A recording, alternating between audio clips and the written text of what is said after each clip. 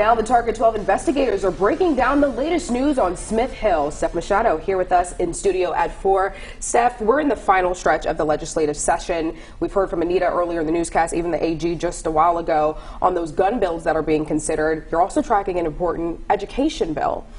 That's right. This bill is about the Providence School's takeover. It's slated to be voted on by the state Senate this evening. It would give more oversight over that Providence School's takeover that's been going on since shortly before the pandemic. Now, the bill has changed significantly since the first time I reported on it, so I just want to walk you through what it would do. This bill would give the Providence School Board back some of its powers to approve high-level hires and policies. The original bill would have created a brand new board of trustees, so that has changed. Under this proposal, the initial term of the state takeover would now end in October 2024, and it could be renewed for 3 years with the approval of the school board. Also, this bill no longer mentions future takeovers that had been in the original proposal, but now it's gone. All right, so why is this being considered, and what are the thoughts from Providence school leaders right now? Well, among several reasons, the lead sponsor of the bill, Senator Sam Zurier, points to the high-profile case of Olayinka Alege, who was a former Providence Schools administrator. He was convicted earlier this year of rubbing a boy's foot at a Warwick gym without his consent.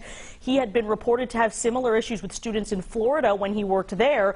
Pre-takeover, Alege would have been vetted by the Providence School Board, and they might have flagged that issue. The whole affair ended up getting the superintendent fired. But Providence school leaders opposed this bill, saying it would just add layers of bureaucracy. Superintendent Javier Montañez speaking passionately against it at a hearing. Here are both sides. Prior to the takeover, administrative hirings of this kind were reviewed by the Providence School Board. Had the school board retained this responsibility, I believe they could have prevented this harm and perhaps others we don't yet know about from occurring. I don't beg and I don't plead, but when it comes to my kids, I'll do whatever it takes. This is not the time to make this change. And I did check in with the Rhode Island Department of Education today. Since I mentioned the bill has been amended, they still oppose it.